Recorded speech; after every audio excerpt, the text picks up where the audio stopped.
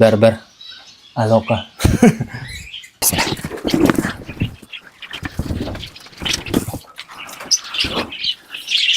Qo'sh ishqibozlar uchun maxsus. Ismim Sherzod, Instagramda shaharli fermer akkauntini yurgizaman. Valerimizga 10 ta daraxt ekamiz, ya'ni palma, archalar har xil bunaqa rang-barang. Jam gapiryapman. Nasib bo'lsa valerimizga daraxtlar olib kelganmiz. Qush valerini polniy obzor qilamiz, ya'ni Amazonka.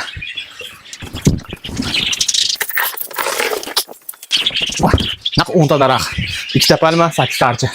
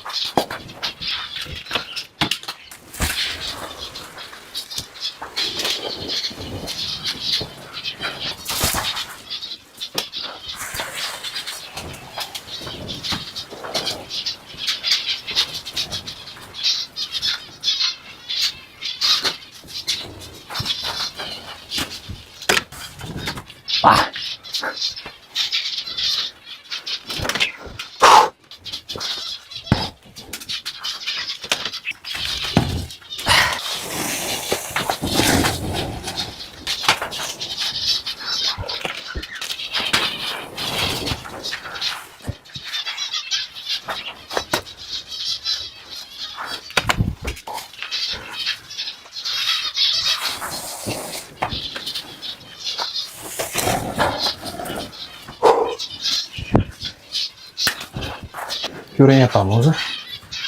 O'rmonimizga xush kelibsiz. Vah. Вообще, o'tirgan joy qolmadi-yu.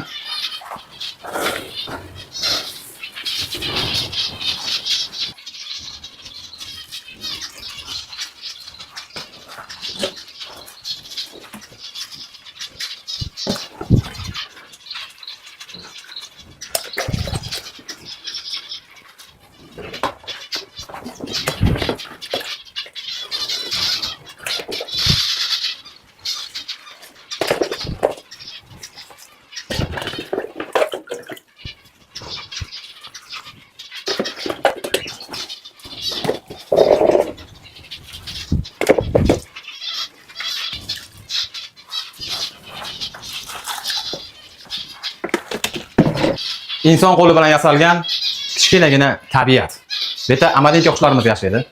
50 par. 50 pardan pateriya bo'lganlar ham kuzatildi. Nimadan pateriya bo'ladi? Yemi va suvi vaqtida joy-joyiga qo'yilmaganligidan. Ozgina 2-3 kun qaramay qoldi, yangi ochib chiqqan, o'sha uchirmaga chiqargan onasi yemni vaqtida bolasiga yetkazmoqdi. Bitta bolasi va bitta suvga bo'kib bo'lgan katta nar qushimiz. Bu qushxonamiz 3 ga 3 xonaga qilingan. Bu yerda o'tiradigan joy kimlar uchun? Bu inson uchun. Ishdan charchab kelyapsiz. Maza qilib aka, hozir stolchalarimni olib kiraman. Stolim bor, stolcham bor. Maza qilib ishdan keyin charchoqni yozish uchun dam oladigan joy. Meva-chevalarni qo'yib, Instagram o'ynab o'tirsangiz ham bo'laveradigan joy. Prosta maza qiladigan joy. Qushlar oshiqcha baqirmaydi. Unaqa baqiradigan qushlar emas. Hey!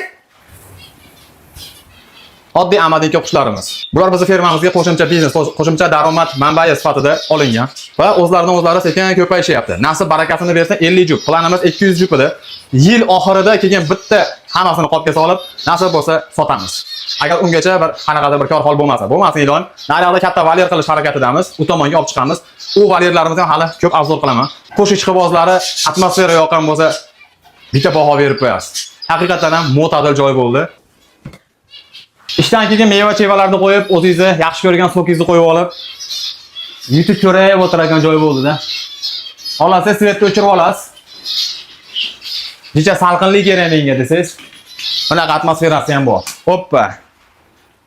Buyog'i nima deyapti endi? Jimlik-da, qarang. Daraxtlar o'ziga yarasha kayf beryapti-yu. Mazzada, rostdan ham mazza. 50 par Amadinga tashagan edi. Ular o'sha tug'di, anchagina ko'paydi. Nasib bo'lsa yana olib kelamiz. Bunaqa valyerda Amadinkani o'zi bo'lgani yaxshi. Bizning naryoqda o'sha ko'payib qolgan Valnisi papugaylarimiz bor. Valnisi papugaylardan ham iloji boricha maniga joylaymiz. Sababi naryoq o'zi sig'mayapti. Bitta uyada 2 ta, bitta uyada 6 ta, bitta uyada 2 ta chiqdi, bittasini yaqinda o'zim ehtiyotsizlik bilan o'ltirib qo'ydim. Mana shu yerda uchib yurishadi, bir-biriga xalaqit qilmaydi, hali maladoy. Katta Valnisi qushni qo'yadigan bo'lsangiz, agar bu yoqqa bu tajribadan o'tgan mana Amadingalarni uyini to'zdirib yuboradi, tuxumini chiqarib yuboradi. Juda ham bir parazit qush bo'lar ekan, bir-biriga xalaqit qilar ekan. Katta valyerda iloji bo'lsa Valnisilarni ham kenlikda boqmaslik tavsiya qilinadi o'zi. Bir-biriga xalaqit qiladi, uyiga kirib oladi. Bosib yotgan qushni chiqarib yuboradi. Bir-birini to'zitib yuboradi-da. Mana shu eng yuvosh qushlardan hisoblanadi Amadinka. Bundan keyin Risvoy Amadinka degan bor, Guldad Amadinkasi bor, Yaponskiy Amadinalar bor. Mana shu Amadina zotlari beozor, qimmat emas. Oylik avans chiqqan paytda 10 ta tashab qo'yilsa ham bir donasi hozirgi kunda 40 ming turibdi. 10 ta tashab qo'ysa bilinmaydi-da. Yil oxirida esalom molida katta qilib esalom molida akkuratni parvarish qilsangiz, nasib bo'lsa bir xalta pul bo'ladi, bir kamiz to'ldirasiz-da, ikkita qo'y olarsiz, balki bitta qo'y olarsiz, balki bitta kichkina bo'zaycha olarsiz. Maqsad shu menda ham. Bir kamimizni to'ldirsin degan maqsadda bular parvarish qilinyapti.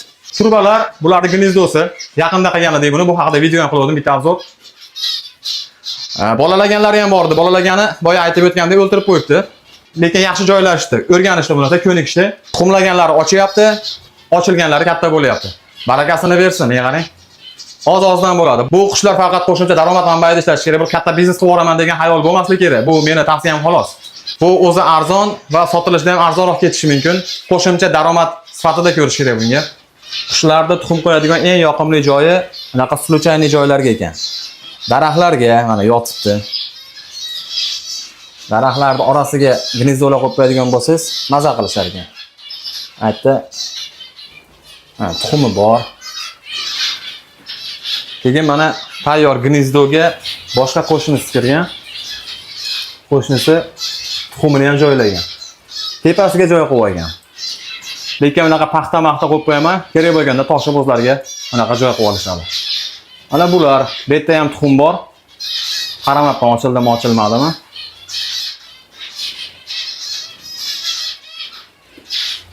Har bir gnezdoda egalari bor. Egalari bor gnezdoda tuxumlari bor.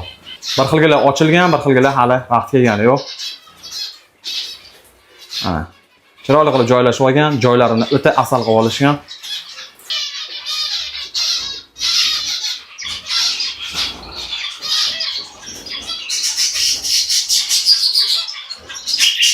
Nasib video yoqdi degan umiddaman. Shunaqa kichkinagina atmosfera bilan bo'lishmoqchi bo'ldim. Haqiqiy inson qo'li bilan yasalgan kichkinagina tabiat.